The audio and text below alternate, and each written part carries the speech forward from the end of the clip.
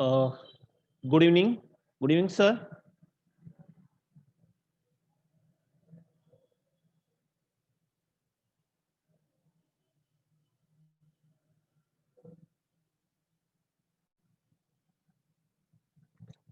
Good evening students. Last lecture में कहाँ तक हुआ था?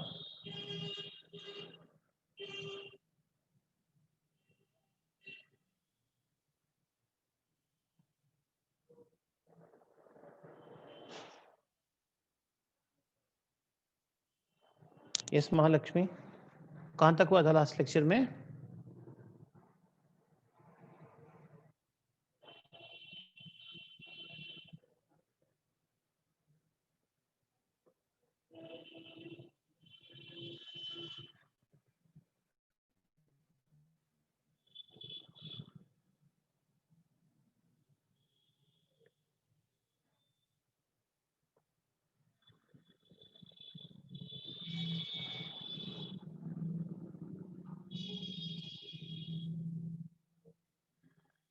किसान, ग्राम देवता शायद से हो गया था, शायद से पक्का। तो ये है फोर्थ लेसन है,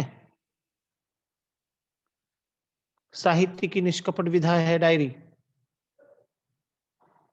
नहीं हुआ नहीं है ग्राम देवता, राइट, पूरा नहीं हुआ है। थैंक यू बताने के लिए।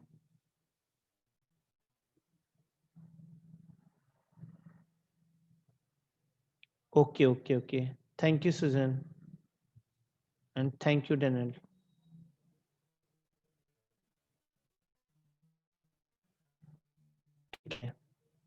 तो कहां तक हुआ था मैं बताता हूं आपको। ये हो गया था,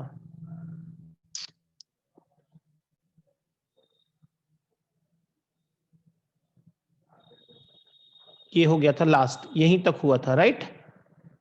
जो है गतिशील सभी ऋतु में,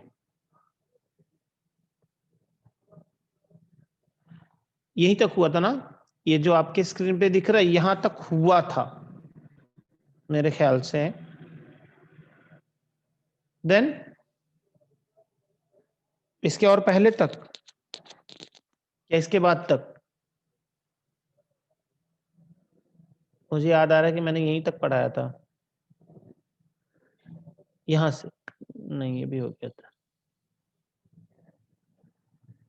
हाँ, ये बाकी था।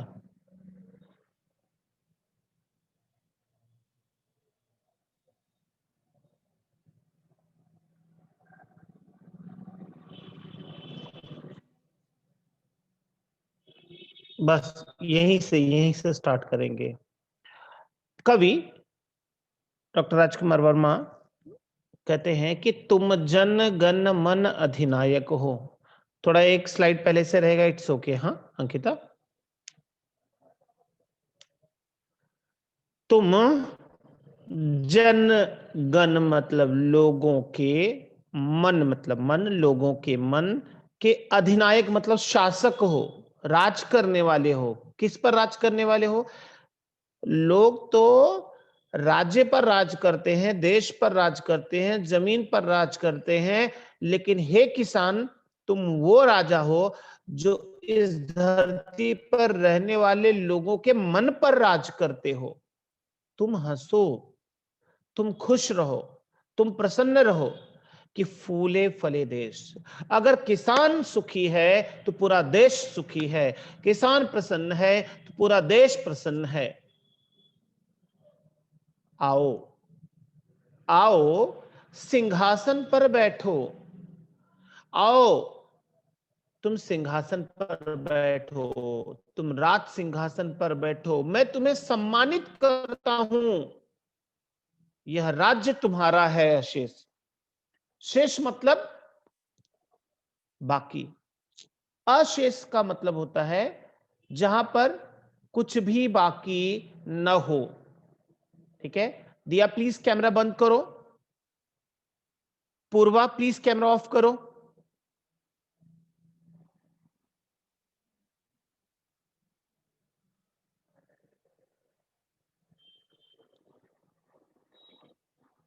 आओ सिंहासन पर बैठो। दिया प्लीज कैमरा ऑफ करो। आओ सिंहासन पर बैठो, यह राज्य तुम्हारा है अशेष। ये राज्य का यहां पर मैंने बताया था मीनिंग देश से है।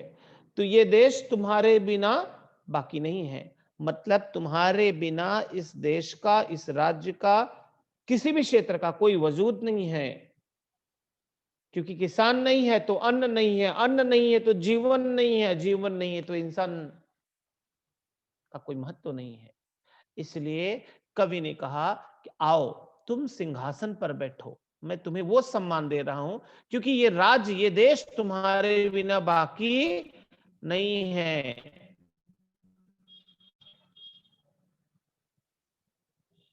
ठीक है, ये देख लीजिए इसका भावार्थ, जो लोग नहीं लिखे थे उनके लिए, बाकी लोगों के लिए नहीं है।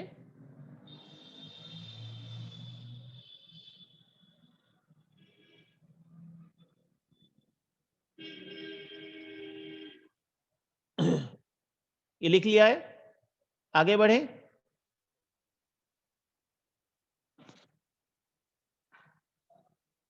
Okay, thank you.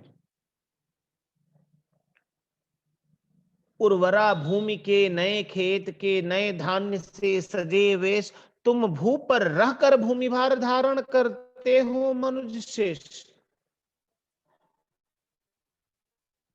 नहीं, मैंने हटाया था रहने। ठीक है, एक्चुअली मुझे थोड़ा डिस्टर्ब क्या होता है कि कुछ लोग बीच में कैमरा ऑन कर देते हैं। देखो जैसे अथर्व, कैमरा ऑफ करो। जमीन पे लेट के नागिन डांस कर रहे हैं। कैमरा ऑफ करके रखो, बिकॉज मुझे थोड़ा डिस्ट्रैक्ट हो जाता है। तो उर्वरा भूमि मतलब उपजाऊ जमीन। उर्वरा भूमि मतलब उपजाऊ जमीन, जहां पर अच्छी फसल होती है। तो उर्वरा भूमि मतलब उपजाऊ जमीन के नए खेत। हे किसान, तुमने अपनी मेहनत से नए नए फसल उगाने वाले खेत बना दिए हैं और नए धान्य से सजे वेश। नए धान्य मतलब नए अनाज से सजे हुए हैं। इस धरती का एक नया ही रूप, हाँ फर्टाइल लैंड, एक नया ही रूप आपने बना दिया है।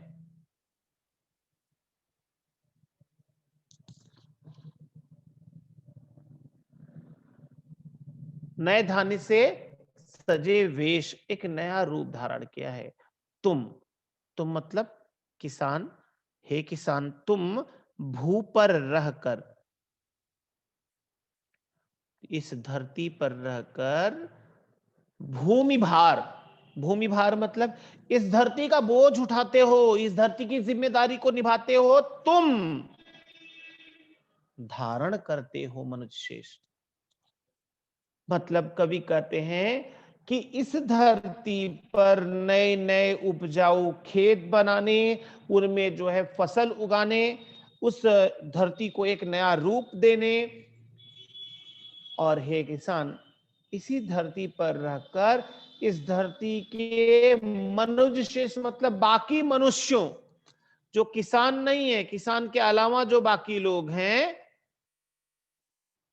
उन सभी मनुष्यों की जिम्मेदारी तुम अपने सिर पर धारण करते हो, अर्थात उनके लिए भी अनाज उगाने का काम करते हो।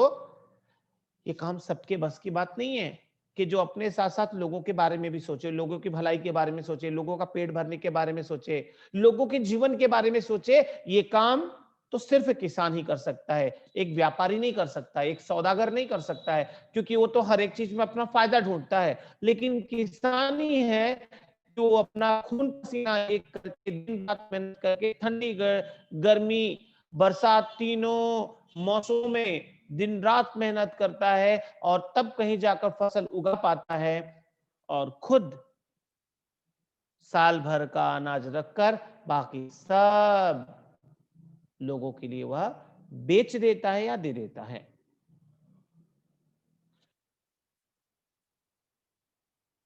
अपनी कविता से आज तुम्हारी विमल आरती लूं उतार। कवि कहते हैं कि मैं आज अपनी इस कविता के माध्यम से, हे किसान, मैं अपनी इस कविता के माध्यम से जो तुम्हारे लिए ही डेडिकेट है, मैं तुम्हारी विमल मतलब पवित्र आरती उतार लेना चाहता हूं, मैं तुम्हारा सम्मान करना चाहता हूं। और सम्मान में निर्मल मीन्स पवित्र, ये देखो,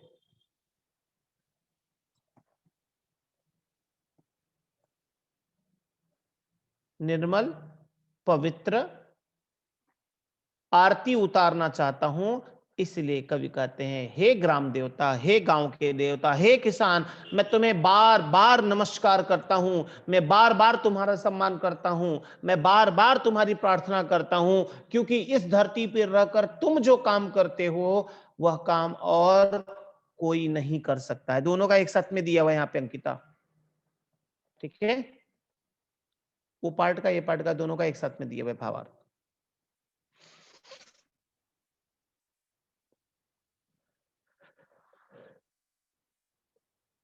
फटाफट लिख लीजिए।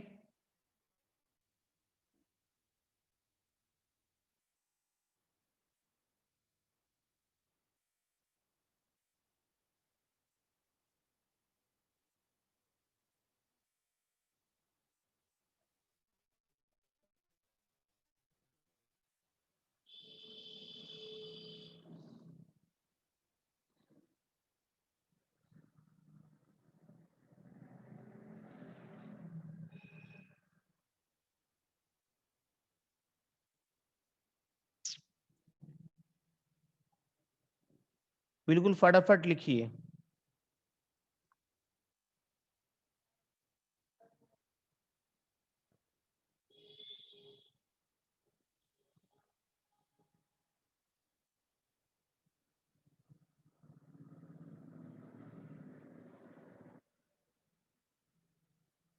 लिखिए और हम अगला टॉपिक स्टार्ट करते हैं।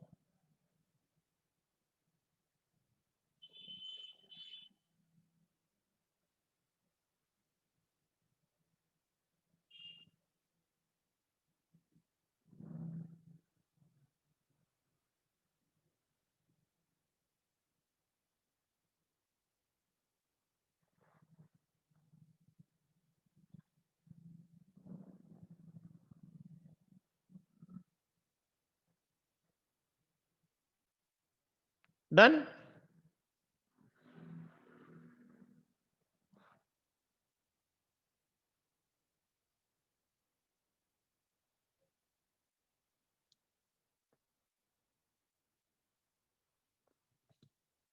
ओके गुड, सबका हुआ,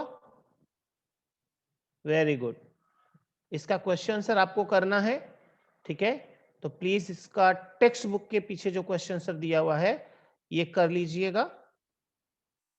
आइए अब हम नया टॉपिक स्टार्ट करते हैं।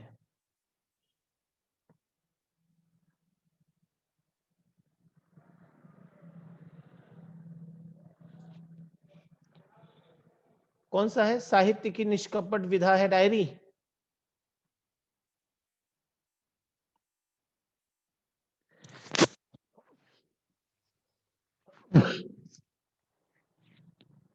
ठीक है,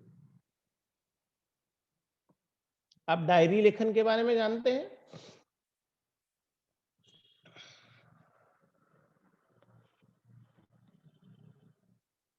कभी सुना है डायरी क्या होता है?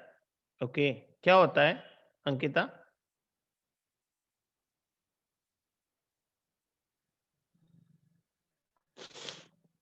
हाँ,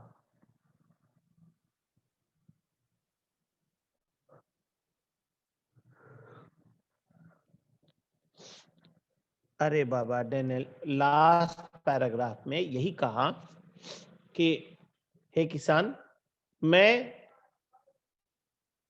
तुम्हारे लिए एक पवित्र आरती गा रहा हूं और उस पवित्र आरती के द्वारा मैं तुम्हारा सम्मान करना चाहता हूं। बस इतना ही कहा। ओके सोहम, जिसमें हम सीक्रेट लिखते हैं अपना। ओके सुजैन, अपनी फीलिंग लिखते हैं। डायरी में रिमेंबर और homework. Okay Mahalakshmi, very good. You right about how you spend your entire day. अरे वाह वाह, बिल्कुल सही चीज कहा सुजन आपने, कि पूरे दिन में आपने क्या किया उसका लेखा जोखा हम लिखते हैं. वेरी गुड, बहुत अच्छा आप लोग बता रहे हो, बट मैं इतना सब रीड नहीं कर पाऊंगा, ठीक है, तो टाइम वेस्ट जाएगा. तो हम स्टार्ट करते हैं, और आप लोगों ने जो बताया बिल्कुल हम उसी के हिसाब से आपको बताएंगे. संध्या ने कहा है कि things which are done with us. Okay. Angel ने कहा और हैप्पीनेस एंड और सैडनेस. ओके ठीक है, गुड. आयुष ने कहा है जिसमें हम अपना जरूरी चीज लिखते हैं. अच्छा, जरूरी काम, जरूरी सोच, जो भी, ठीक है, डेली बेसिस पे लिखा जाता है, डेली अपडेट्स. ओके अभिषेक, ठीक है. महालक्ष्मी ने कहा डायरी में things our past what all we did. Okay ठीक है, चले हम शुरू करते हैं. लेसन नंबर 4, पाठ का नाम है साहित्य की निष्कपट विधा है डायरी. साहित्य का मतलब होता है लिटरेचर. अब थोड़ा आप लोग थोड़ा मैसेज करना बंद करो प्लीज, ठीक है, क्योंकि अगर मैं बार बार मैसेज रीड करते रहूंगा तो माइंड बहुत डिस्ट्रैक्ट होएगा, फिर मैं आपको बता नहीं पाऊंगा. बता रहा हूं, सब बता रहा हूं. सो हम वेट, मुझे टाइम तो दो. तो कहते हैं साहित्य की निष्कपट. अब एक एक शब्द मैं एक्सप्लेन कर रहा हूं. स्टॉप मैसेजिंग, अभी प्लीज मुझे मत करो मैसेज. अच्छा लेसन अगर ईमानदारी समझना है तो मैसेज करना बंद करो. जब तक डाउट नहीं रहे तब तक कुछ मत बोलो. और डाउट का मतलब होता है कि जब मैं बता दूं उसके बाद डाउट आना चाहिए, पहले आगे बढ़ बढ़ के डाउट मत पूछो. साहित्य, साहित्य क्या होता है? आप इंग्लिश में कह देते हैं लिटरेचर, बट एक्चुअली साहित्य होता क्या है हिंदी में कैसे बताएंगे? या इंग्लिश में आप लिटरेचर कह देने से थोड़ी ना एक्सप्लेनेशन हो गया या मतलब समझ गए आप. वो तो मीनिंग है ना, एक वर्ड है. तो साहित्य का मतलब होता है लिखित दस्तावेज, रिटर्न डॉक्यूमेंट्स, ठीक है. तो जो रिटर्न डॉक्यूमेंट्स है उसी को हम लिटरेचर कहते हैं, हिंदी में साहित्य कहते हैं, ठीक है. अब वो किसी भी भाषा में लिखा गया है उस भाषा का वो साहित्य है. हिंदी में लिखा गया तो साहित्य है, इंग्लिश में लिखा गया तो लिटरेचर है. कि निष्कपट, निष्कपट मतलब निष्पक्ष, जो किसी एक को सपोर्ट न करती हो, जिसमें इक्वालिटी हो, बिना किसी पक्षपात के. विधा मतलब लिखने का तरीका है. मतलब डायरी साहित्य की वह निष्पक्ष विधा है जो सब कुछ बिल्कुल सही सही वास्तविकता में बताया जाता है. उसमें कोई लगाव लपेट नहीं होता है, कोई मसाला, कोई मटेरियल नहीं. जो जैसे हुआ है, जो फैक्ट है, जो सच्चाई है, जो वास्तविकता है, वैसे ही आपके सामने रख दिया गया या वैसे ही हमने डायरी में लिख दिया, उसी को कहते हैं डायरी लेखन. तो टाइटल समझा?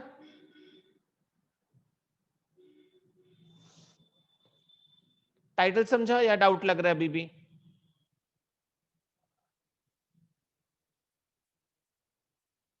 पक्का ना? कोई वर्ड डाउट लग रहा है अभी?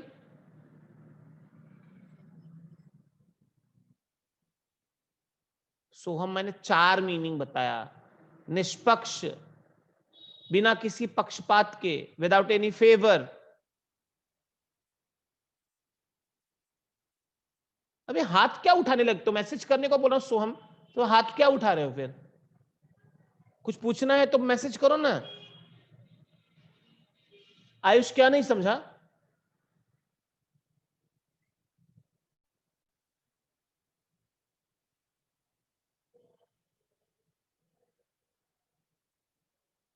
विधा मतलब लिखने का तरीका. कौशिकी, विधा मतलब पैटर्न होता है, लिखने का तरीका होता है.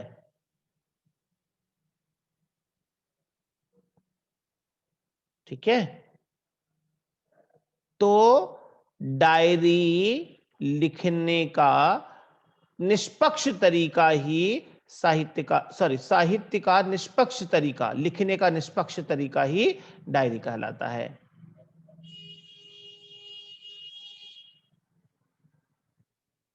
ठीक है, चलिए आगे बढ़ते हैं। अब एक एक शब्द ध्यान से सुनना, मीनिंग लिखना, ठीक है, फिर आगे बढ़ेंगे। डायरी हिंदी गद्य साहित्य की सबसे अधिक पुरानी, इसके लेखक का नाम मैंने शायद आपको नहीं बताया, वो है कुबेर कुमावत। ठीक है, तो कुबेर कुमावत जी ने क्या कहा है जरा देखिए। कहते हैं कि डायरी हिंदी गद्य साहित्य की सबसे अधिक पुरानी, डायरी जो है ना वो हिंदी प्रोज लिटरेचर की सबसे अधिक, सबसे ज्यादा पुरानी, परंतु दिन प्रतिदिन, डे बाय डे नई होती चलने वाली विधा है। मतलब डायरी लेखन वो पैटर्न है जो डे बाय डे नई होती जा रही है। कैसे नई होते जा रही है भाई? ऐसा क्या हो रहा है कि ये नई होते जा रही है, डे बाय डे अपग्रेड हो रही है? कैसे? आप लोगों से मैं पूछ रहा हूं, प्रश्न पूछ रहा हूं कि डायरी लेखन में ऐसा क्या है जो हर दिन अपग्रेड हो रही है?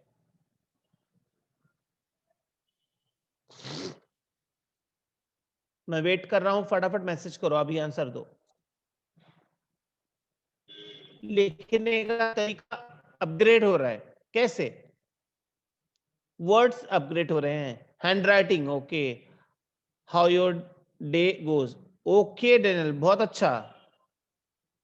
बाकी सब लोगों ने सही नहीं बताया। लोग चेंज हो रहे हैं, okay Ayush. Daily life change हो रही है, daily basis, okay Ankita, very good.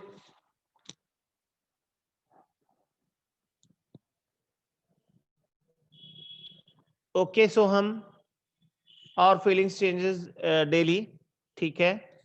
Learn mistakes from our daily lives, okay. Writing practice, okay Sarvesh. Mahalakshmi ने कहा every day we write other things और थॉट्स, ओके ठीक है ठीक है। ओके वेट, हाँ अभी रुक जाओ, अभी मैसेज मत करना। देखो भाई, प्रतिदिन नई होने वाली विधा इसलिए है क्योंकि ये प्रतिदिन लिखी जाती है, तो इंसान की जिंदगी में बदलाव हर दिन आता है, तो हर दिन नए बदलाव को जब हम डायरी में लिखते जा रहे हैं तो ये विधा भी तो हर दिन अपग्रेड हो रही है ना। हिंदी की आधुनिक गद्य विधाओं में, हिंदी लिटरेचर के आधुनिक मीन्स मॉडर्न गद्य विधाओं मतलब प्रोज पैटर्न में, अर्थात उपन्यास, कहानी, निबंध, नाटक, आत्मकथा आदि की तुलना में सबसे अधिक पुरानी माना जा सकता है डायरी लेखन को। और इसके प्रमाण भी हैं, इसके साक्ष्य भी हैं, इसके सबूत भी हैं। क्या क्या कह रहे हैं मैं फिर से क्लियर कर रहा हूं, और जो नहीं समझा है वो फिर से बताने का प्रयास कर रहा हूं कि लेखक कुमावत जी ने कहा कि हिंदी में जो अभी मॉडर्न प्रोज पैटर्न चल रहे हैं, फॉर एग्जांपल जैसे उपन्यास मीन्स नॉवेल, कहानी स्टोरी, निबंध से नाटक, ड्रामा, आत्मकथा, ऑटोबायोग्राफी आदि की तुलना में, ये सब के कंपैरिजन में इस मतलब डायरी को हम सबसे अधिक पुरानी मान सकते हैं। ये डायरी जो है ना ये सबसे पुरानी विधा है। कैसे है पुरानी, आइए जरा देखते हैं। और लेखक ने कहा कि मैं ऐसे ही नहीं कर रहा हूं, इसके प्रमाण भी हैं, इसके सबूत हैं, हाँ ऐसे ही नहीं कर रहा हूं।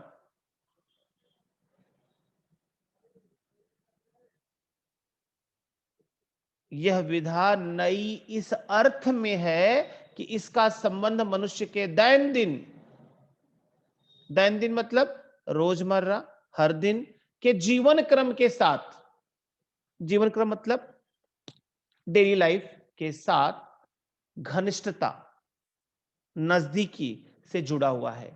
हम हर दिन की हमारी जिंदगी के साथ में ये डायरी जुड़ा हुआ है, क्योंकि हम डायरी में डेट वाइज, डे वाइज हम अपनी लाइफ में होने वाली घटनाओं को, अच्छी या बुरी घटनाओं को हम लिखते हैं। और इसीलिए इसे अपनी भाषा मतलब हिंदी भाषा में हम क्या क्या कहते हैं? दैनंदिनी। दैनंदिनी मतलब हर दिन लिखी जाने वाली, दैनिकी मतलब डेली बेस पे, वही हर दिन लिखी जाने वाली, अथवा रोजनिशी। रोजनिशी का मतलब है रोज रात को लिखी जाने वाली डायरी। पूरे अधिकार के साथ कह सकते हैं, मतलब हिंदी भाषा में इसको इतने नाम दिए गए हैं। दैनंदिनी, डायरी को कहते हैं दैनंदिनी, डायरी को कहते हैं दैनिकी, डायरी को कहते हैं रोजनिशी। और पूरे अधिकार के साथ कह सकते हैं, क्योंकि यही इसका पैटर्न भी है। परंतु इसे इसे मतलब डायरी को आज कल डायरी कहने पर विवश हैं, क्योंकि पहले अंग्रेजों के समय में जब लोग दैनंदिनी, रोजनिशी, दैनिकी लिखते थे, तो अंग्रेज उसे इंग्लिश में डायरी कहते थे, बिकॉज वो डायरी में लिखते थे। ठीक है, तो wait wait wait wait 1 second. उपन्यास मतलब नॉवेल, बताया तो, इंग्लिश में भी बताया ना, नॉवेल, उपन्यास। हाँ, तो क्या बता रहा था मैं? हाँ, अंग्रेज डायरी लिखते थे, अब अंग्रेज इंग्लिश में लिखते थे। हम हिंदी में या अपनी मातृभाषा में, अपनी जो राज्य भाषा है, चाहे वो गुजराती हो, चाहे हिंदी हो, चाहे मराठी हो, चाहे उर्दू हो, चाहे तमिल हो, चाहे तेलुगु हो, चाहे मलयालम हो, चाहे बांग्ला हो, कोई भी भाषा जो हमारी भाषा है अपनी, हम उसी भाषा में लिखते हैं डायरी। तो हम उसे वो अपने भाषा के हिसाब से उसको नाम देते थे। लेकिन अंग्रेज इंग्लिश में लिखते थे और डायरी में लिखते थे, इसीलिए उसको डायरी कहने लगे। अब आज हम उसे डायरी कहने पर विवश हैं, मजबूर हैं। डायरी का मतलब है जिसमें तारीखवार हिसाब किताब, लेन देन के ब्यौरे आदि दर्ज किए जाते हैं। जबकि डायरी का मतलब क्या होता है पता है?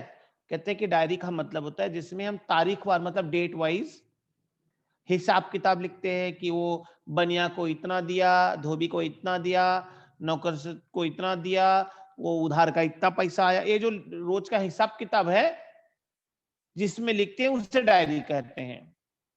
हिसाब किताब, लेन देन के ब्यौरे, ब्यौरे मतलब डिटेल आदि दर्ज किए जाते हैं, मीन्स लिखे जाते हैं। महीने का हिसाब, बिल्कुल सही सोहम। डायरी का यह अत्यंत सामान्य, डायरी का यह बिल्कुल ही सामान्य और साधारण परिचय है कि डायरी वो है जिसमें रोज और महीने का हिसाब किताब हम लिखते हैं। ये बहुत सिंपल सा इसका इंट्रोडक्शन है। आम जनता को, सामान्य व्यक्तियों को डायरी की विशिष्ट स्वरूप, डायरी के विशेष रूप के बारे में दूर दूर तक जानकारी नहीं है। एक्चुअली इसका जो स्पेशल या यूनिक इंपॉर्टेंस है वो सबको नहीं पता है।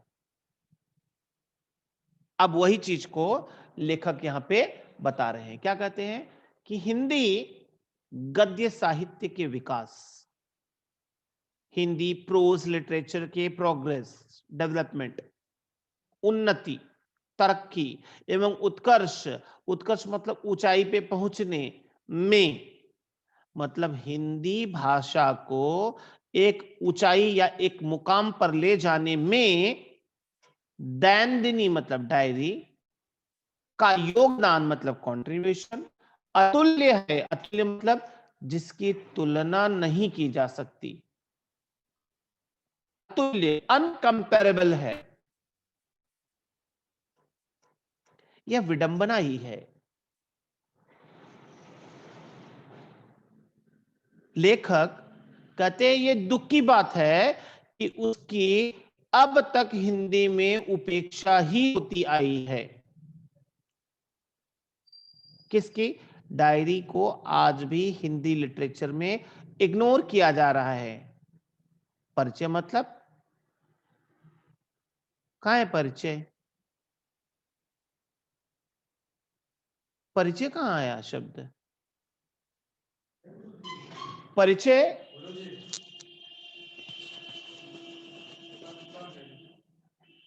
परिचय कहाँ आया शब्द यहाँ पे? हाँ, एक मिनट आ, परिचय कहाँ है? अच्छा, साधारण परिचय मतलब सामान्य जानकारी। हाँ, ऐसा निधि पूरा पूछा करो। अचानक बीच में 4 लाइन आगे निकल गए, फिर अचानक बोलोगे परिचय, तो मुझे कैसे समझ में आएगा? साधारण परिचय मतलब सामान्य जानकारी। ठीक है।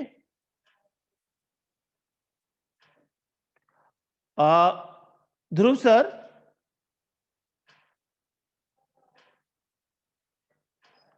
Dhruv sir,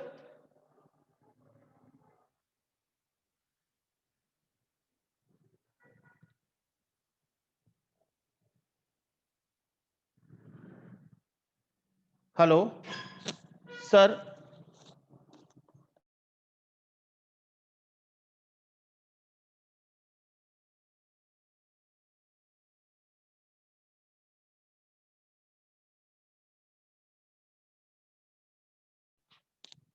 okay. हिंदी गद्य साहित्य के विकास, उन्नति एवं उत्कर्ष में दैन दिनी का योगदान अतुल्य है, अतुलनीय है, अनकंपेरेबल है, जिसकी तुलना नहीं की जा सकती है। लेकिन कहते हैं कि यह विडंबना ही है, ये दुख की बात है कि उसकी मतलब डायरी की अब तक हिंदी भाषा में उपेक्षा ही होती आई है। उसको सम्मान नहीं मिला, उसको इग्नोर किया गया, उपेक्षा की गई, अनदेखा किया गया।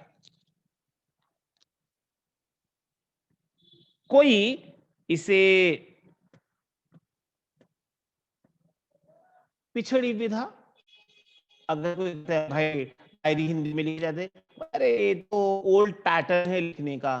पिछड़ी मतलब पुरानी, विधा मतलब तरीका, पुराना तरीका है लिखने का, ये ओल्ड पैटर्न है डायरी। तो कोई इसे अर्ध साहित्य की विधा मानता है कि भाई ये है तो चलो मान लेते हैं, बट सेमी लिटरेचर है, कंप्लीट लिटरेचर इसको हम नहीं कह सकते। अब बताओ कैसे इस तरह से जो है उसको एक्सप्लेन करते हैं। और एक विद्वान तो यहां तक कहते हैं कि डायरी कुल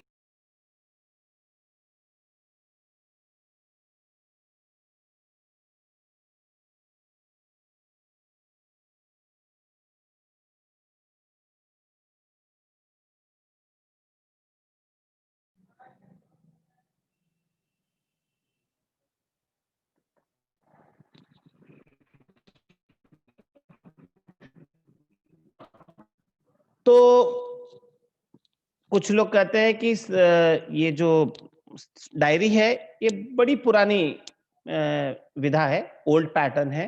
तो कुछ लोग कहते हैं कि अर्ध साहित्य है। यहां तक एक विद्वान कहते हैं कि ये भाई कुलीन विधा नहीं है। कुलीन मतलब सभ्य या रिस्पेक्टिव पैटर्न नहीं है।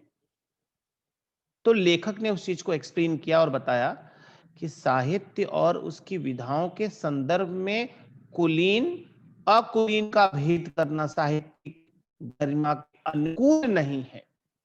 मतलब कहते हैं कि साहित्य और उसकी विधाएं जो हैं, जो भी पैटर्न है, उनके संदर्भ मतलब उनके बारे में कुलीन अकुलीन, कुलीन मतलब अच्छी,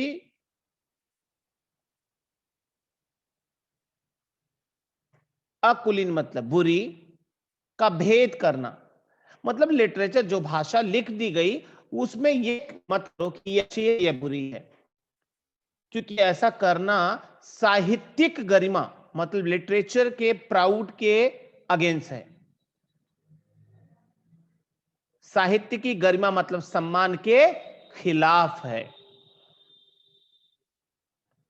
सभी विधाएं ऑल पैटर्न अपनी अपनी जगह पर अत्यधिक प्रमाण में, अत्यधिक प्रमाण में मतलब जिनके बहुत ज्यादा प्रमाण हैं, सबूत हैं, साक्ष्य हैं, में मनुष्य के भाव जगत मतलब भावना, विचार जगत मतलब विचार ज्ञान, और अनुभूति जगत मतलब एहसास जो आप फील करते हो, ठीक है, अनुभूति जगत पर अत्यधिक प्रमाण में मनुष्य अनुभूति जगत का प्रतिनिधित्व करती है। अब ये देखो बहुत सामान्य सी बात है कि आदमी जब कुछ भी लिखता है, आप एक कहानी लिख रहे हो या आप एक निबंध लिख रहे हो, कुछ भी लिख रहे हो, तो जब आप लिखोगे तो उसमें आपकी भावनाएं होंगी, आपकी फीलिंग्स होगी, आपके थॉट होंगे, है ना, आपका एहसास होगा। और जब आप लिखते हो तो आप इन तीनों चीजों को रिप्रेजेंट करते हो। वस्तुतः विशेष रूप से मनुष्य का जीवन ही एक सुंदर किताब की तरह है। समझ में आ रहा है या कुछ बाउंस जा रहा है? ये students,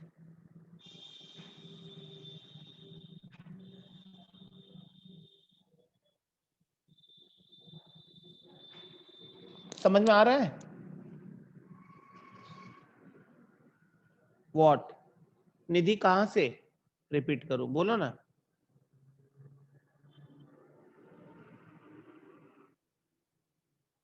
okay, thank you Pratika. Last line, which line मुझे नहीं पता कहां तक। लाइन बोल दो ना, खाली 2 वर्ड बता दो, मैं वहीं से स्टार्ट कर देता हूं।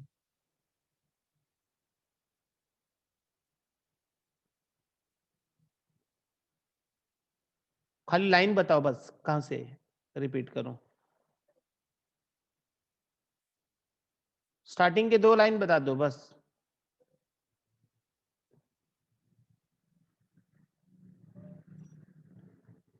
Thank you Deep. Nidhi please बताओ।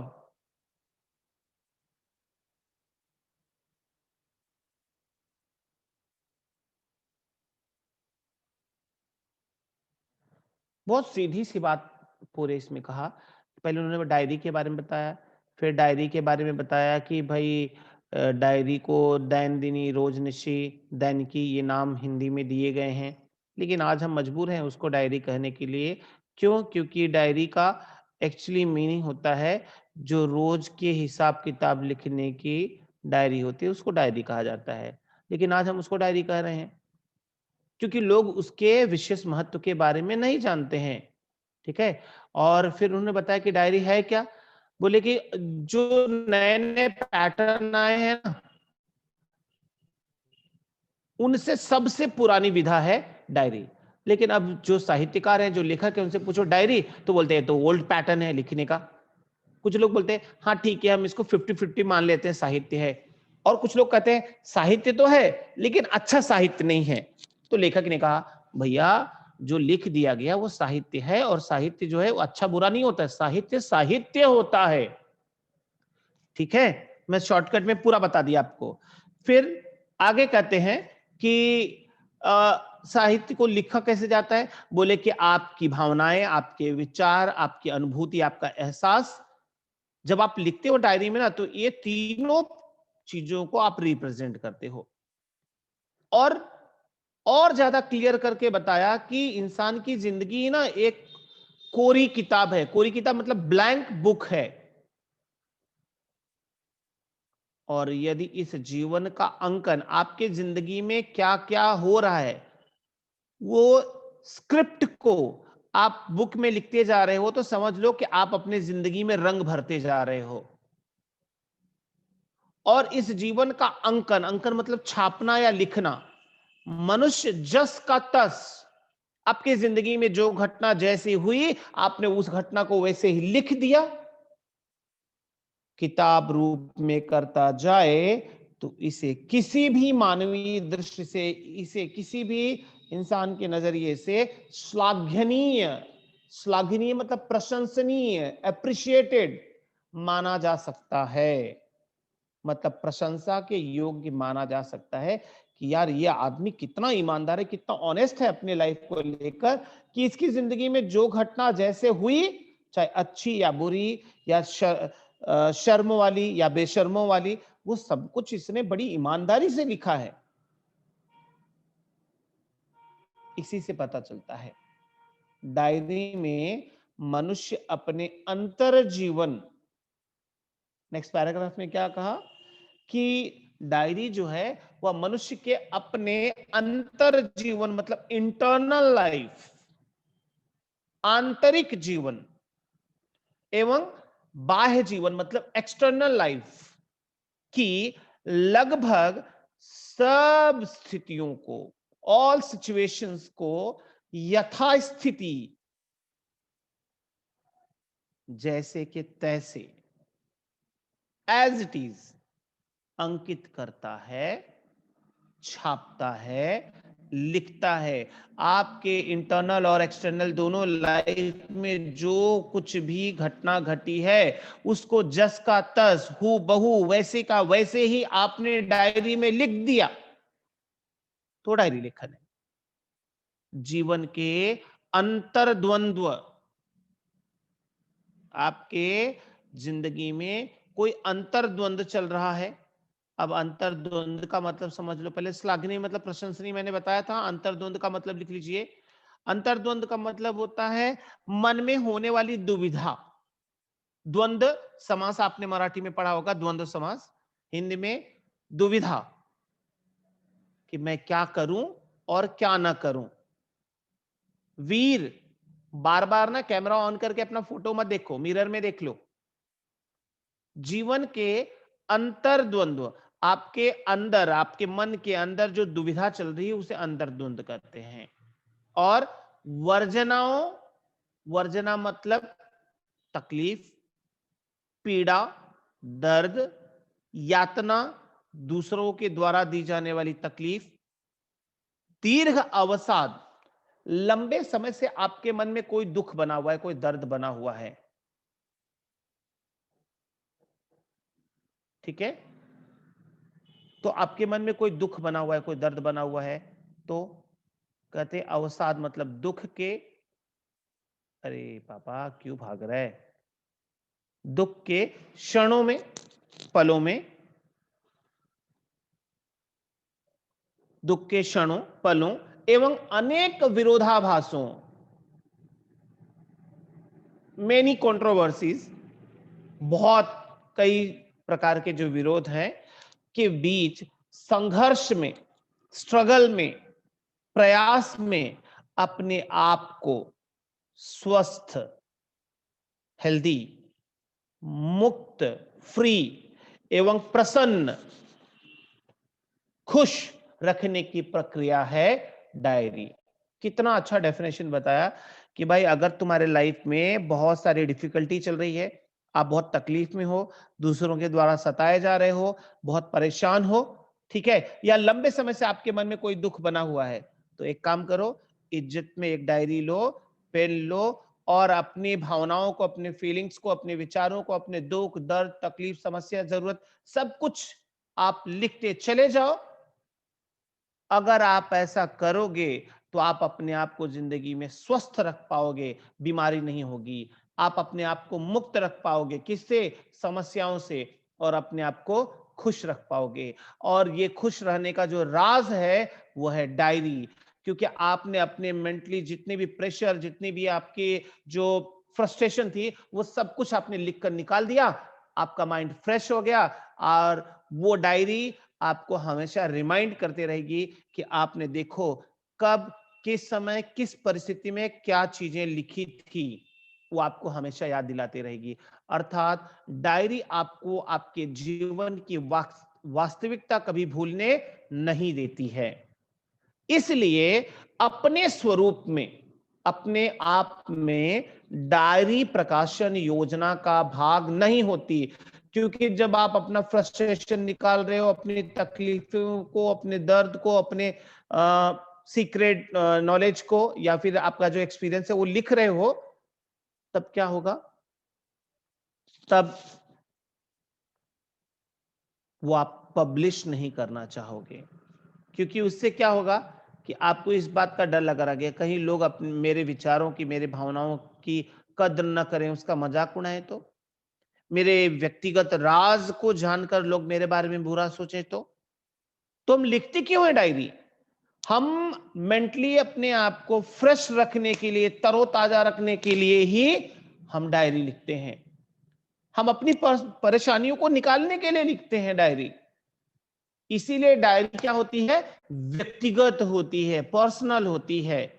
और इसीलिए लेखक ने कहा कि इसीलिए अपने स्वरूप में डायरी प्रकाशन योजना का भाग नहीं होती, वो पब्लिश करने के लिए नहीं होती, और नहीं लेखक की महत्वाकांक्षा का रूप होती है। मतलब डायरी एज अ राइटर भी नहीं लिखी जाती है कि मैं लिखूं और लोग मुझे जाने, मुझे नेम फेम मिले, इसलिए भी डायरी नहीं लिखी जाती है। तो फिर डायरी क्यों लिखते हैं? वर्जना मतलब पीड़ा, तकलीफ, सब सेम मीनिंग है, वर्जना, पीड़ा, यातना।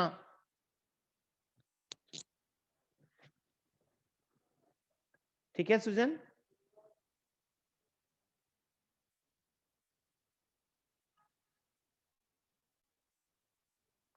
महत्वाकांक्षा मतलब,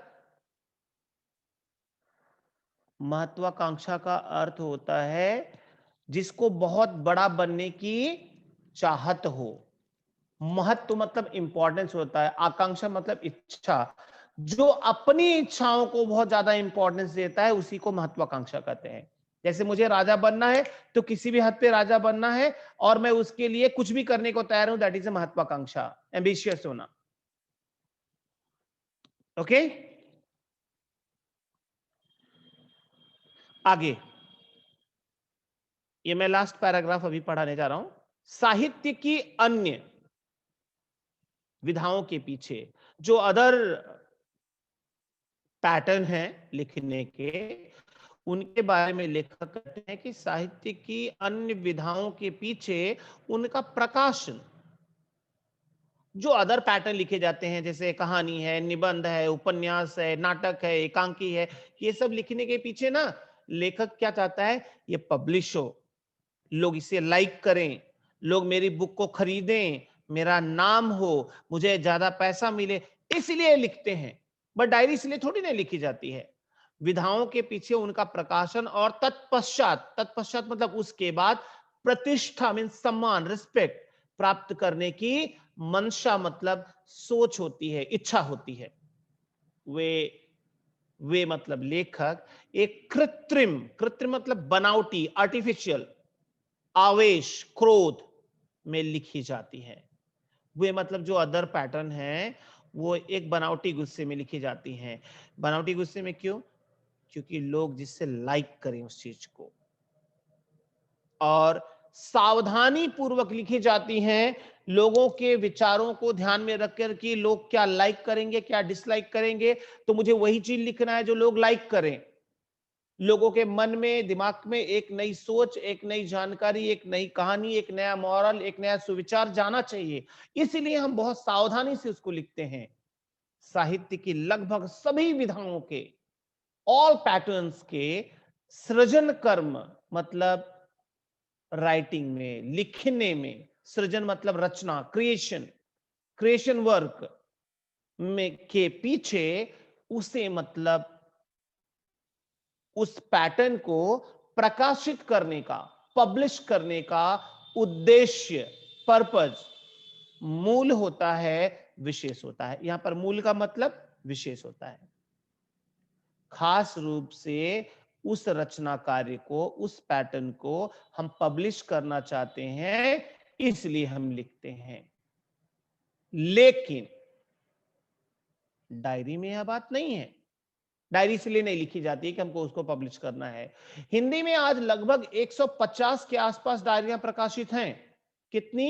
150 डायरी अलग अलग लोगों की पब्लिश हो चुकी हैं, और इनमें से अधिकांश डायरीकारों के देहांत के पश्चात प्रकाश में आई है। यह बताना इसलिए लेखक ने जरूरी समझा क्योंकि आप बोलोगे कि अभी तो लेखक ने कहा कि हम पब्लिश करने के लिए थोड़े ना लिखते हैं, तो 150 डायरी पब्लिश क्यों हुई? भैया उनके मरने के बाद हुई है। और ऐसे महान लोगों की डायरी पब्लिश हुई जिनसे हमें कुछ सीखने को मिल सकता है। ठीक है, तो देहांत मतलब डेथ के बाद उनको प्रकाशित किया गया। कुछ तो अपने अंकित, अंकित मतलब छपे हुए, कालानुक्रम मतलब समय, कालानुक्रम मतलब टाइम के 100 वर्ष बाद प्रकाशित हुई हैं। मतलब जब उस व्यक्ति ने लिखा था, उसको लिखकर 100 साल हो गए, उसके बाद प्रकाशित हुई। यहां तक समझा?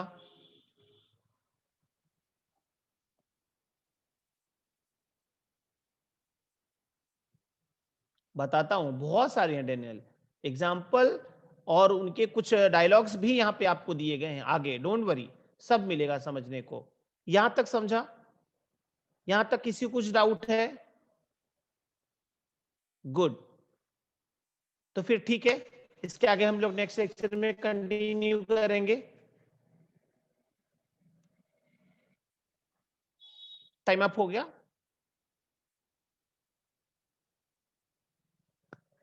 Okay, bye students, and thank you so much. आप लोग इतने अच्छे से पढ़े, ठीक है, इतने अच्छे अच्छे क्वेश्चन पूछे। उम्मीद करूंगा आगे भी पूछते रहोगे ऐसे ही। Bye bye, take care.